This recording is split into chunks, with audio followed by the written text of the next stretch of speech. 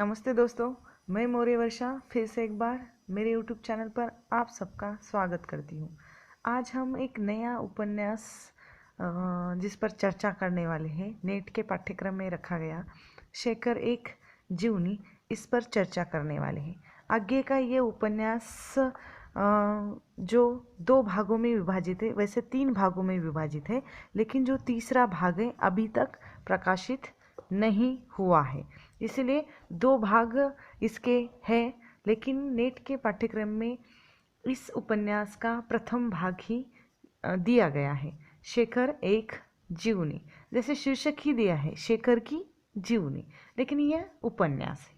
ठीक है, अब यह प्रथम भाग है जो 1941 में प्रकाशित हुआ है और दूसरा भाग 1944 में प्रकाशित हुआ है।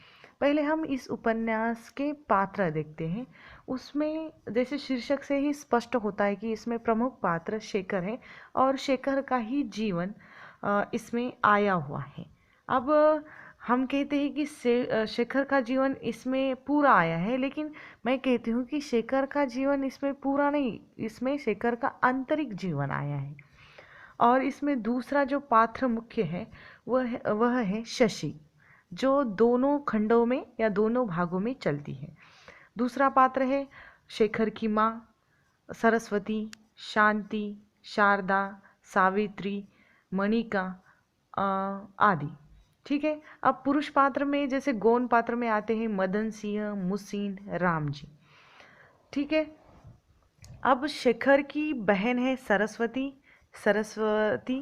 और उसकी प्रेरक है, उसकी गुरु भी है, आदि मूर्ति भी है।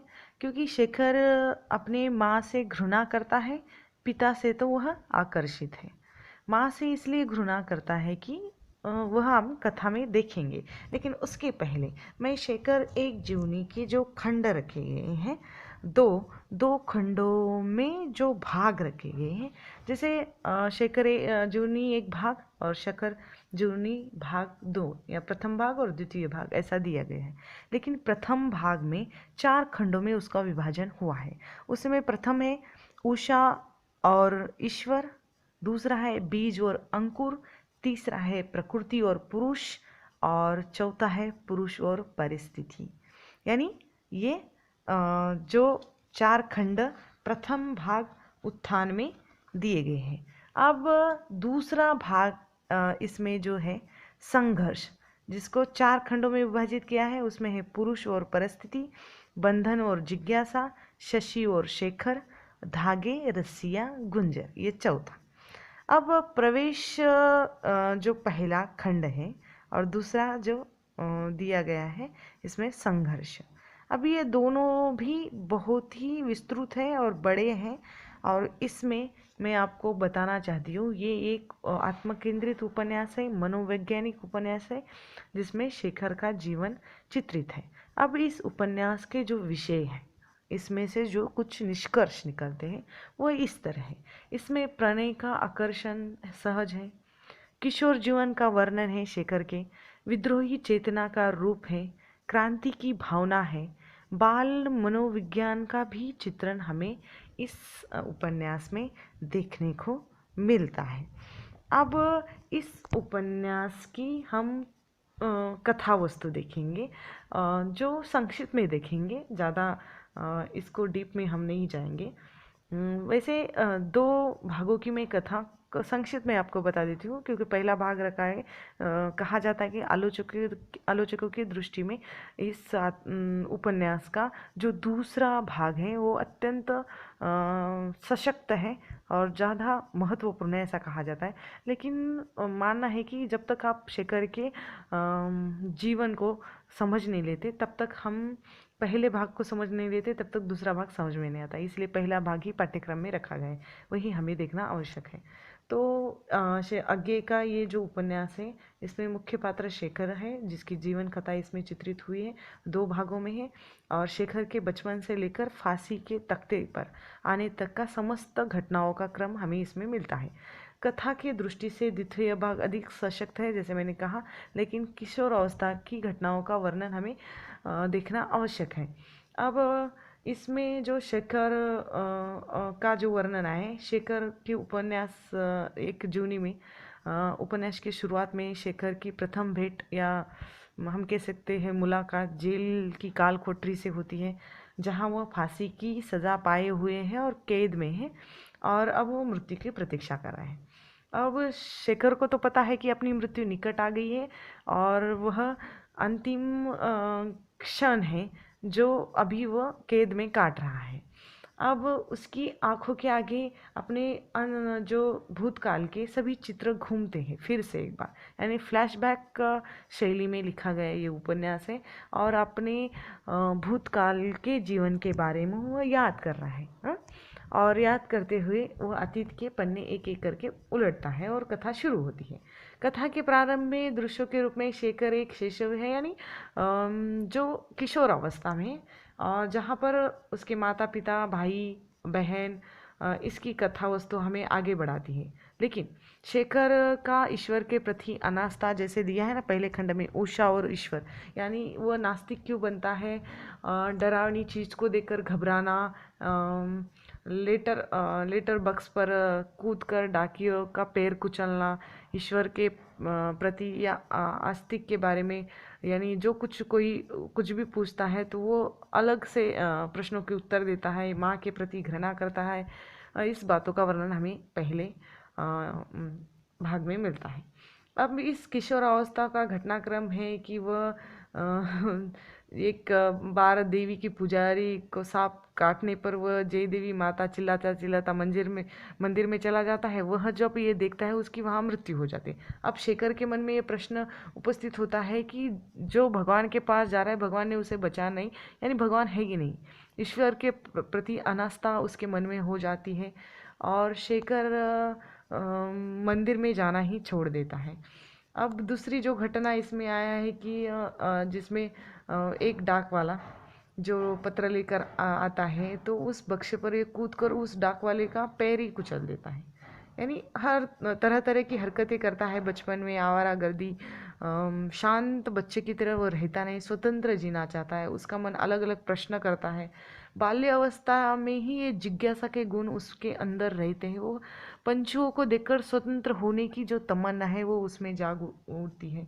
यानी एक तरह से नास्तिक का जो लेबल है वह अपने घर पर छोड़ देता है और बचपन में ही तरह तरह के प्रश्न पूछता है कि जैसे बच्चों का जन्म कहाँ से होता है, कैसे होता है, जान कहाँ होती है, तरह तरह की बातें पूछता है। तो इन बातों को मानकर इसकी हरकतों को देखकर माँ बहुत परेशान होती है, उसे डांटने लगती है। अब वह अपना अस्तित्व, अपना सम्मान रखना चाहता है, जो बड़े लोगों का सब बातों का अधिकार है, लेकिन वो समझ नहीं पाता और उसे जो अच्छा लगता है वही वो करता है। उड़ते पक्षियों को देखकर, जैसे मैंने कहा कि वो प्रकृति प्रेमी भी बन जाता है आगे चलकर। यानी प्रथम भाग में शेखर के जीवन के लगभग 17 वर्षों की कहानी हमें चित्रित मिलती है। अब इस जीवन में नियति के सूत्रों को ढूंढने पर मन कैसा बनता है, प्रश्न के उत्तर नहीं मिलते तो वो चिड़चिड़ा बनता है, तरह तरह की हरकतें करता है। अब उपन्यास के दूसरे भाग में शेखर के प्रकृति प्रेम जो बनने की जो संभावना है या जो घटनाएं हैं वो उसमें आती है। अब हमें ये दिखना है कि प्रथम भाग में जो प्रवेश खंड है, जो उषा और ईश्वर, इसमें स्मृतियाँ अर्धस्मृति के आधार यानी शेषव के आरंभ का चित्र है, जिसमें मानव जीवन का अनुशासन करने वाली 3 महंत प्रेरणाओं जैसे अहम, भय, सेक्स, इसका जो उद्भावन हुआ है वह उद्भावन हमें इसमें यानी शेखर एक विद्रोही वाला व्यक्तित्व है। स्कूल में पढ़ने नहीं जाता, घर आने वाले मास्टरों को परेशान करता है और उसकी जो बुद्धि है वो अलग अलग तरह से, छोटी सी उम्र में अलग अलग तरह से प्रश्न पूछना, और ईश्वर जैसा भारी समस्या, यानी ईश्वर की जो हमारे समाज में संकल्पना है उसके विपरीत वो प्रश्न पूछ लेता है। यानी एक शिशु जहाँ उम्र में वह ज़्यादा बड़ा नहीं है और उस उम्र में वह आकर्षण का अनुभव करता है सरस्वती के प्रति, यानी उसकी बहन है उसके प्रति वह आकर्षण अनुभव करता है। और ईश्वर को नहीं मानता, प्रार्थना भी नहीं करता, दिन भर घूमता रहता है और उसकी माँ को इसी पर ही गुस्सा आता है और वह उसे मारने लगती है, पीटने लगती है, उसे गुस्सा करने लगती है। यानी वह अपने ही धुन में रहता है। और प्रथम खंड यहाँ। अब दूसरा जिसमें आता है बीज और अंकुर। द्वितीय खंड में शेखर की निरुद्देश्य भटकन का आलेखन है। यानी विदेशी के प्रति मन में घृणा जगती है, गांधी के प्रति अपनी श्रद्धा प्रकट करता है, राष्ट्रीय नाटक लिखता है, माँ के और पिता के बारे में सोचता है। शेखर फिर अनेक क्षणों को वह अतीत में डूब जाता है।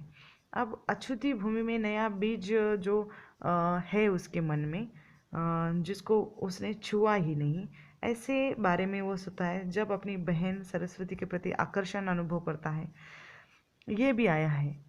यानी एक बाल्यकाल में ही तरह तरह की हरकतें करना और उससे वह अलग अलग स्त्रियों के संपर्क में आता है और वह असंख्य नारियों से प्रेम तो करना चाहता है, लेकिन वह भोग करने में असमर्थ है। इसका भी चित्रण हमें इसमें मिलता है। और तीसरा जो खंड है प्रकृति और पुरुष, उसमें किशोर विश्व में सिर्फ सरस्वती प्रवेश होने की कथा है। यानी नास्तिक शेखर सरस्वती का मूर्ति पूजक बन जाता है। सरस्वती शादी के बाद भी वह सन्न रह जाता है और मन ही में मन बहुत कष्ट पाता है। यानी अपने बहन के प्रति वह आकर्षण की जो भावना है वो उसके मन में है और वह अपने बहन की शादी के बाद थोड़ा अपने आप पर नियंत्रण करना उसे कठिन जाता है, लेकिन वो करता है।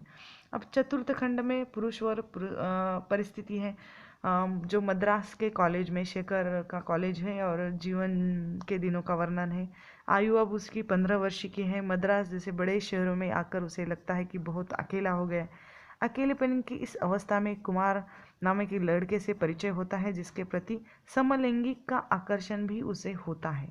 वह मैत्री भी वहाँ पर टूट जाती है। यानी एक जैसे बोलते हैं ना हम, बाल मनोविज्ञान का चित्रण या बाल मन पर जैसा वातावरण परिवेश का संस्कार होते हैं, उसी तरह बाल मन कार्य करने लगता है। उसी तरह शेखर एक बचपन से आवारागर्दी करने वाला और जो जिज्ञासा रखने वाला व्यक्ति है, लेकिन उसकी जिज्ञासा को सही रास्ता देने वाले, सही पहचान देने वाले उसे न मिलने के कारण वो थोड़ा तरह तरह के, यानी इस उपन्यास में वह जितनी भी स्त्रियों के संपर्क में आता है, माँ के अलावा सभी स्त्री पात्रों से वह आकर्षित होता है।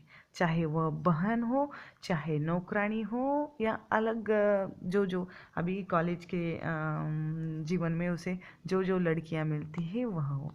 अब इस शेखर एक जूनी का और एक छोटा सा भाग हम दूसरे वीडियो में देखेंगे, क्योंकि उपन्यास काफ़ी लंबा है। तो मैं शेखर एक जूनी के बारे में आपको और कुछ बातें दूसरे वीडियो में बताऊंगी। तब तक के लिए धन्यवाद।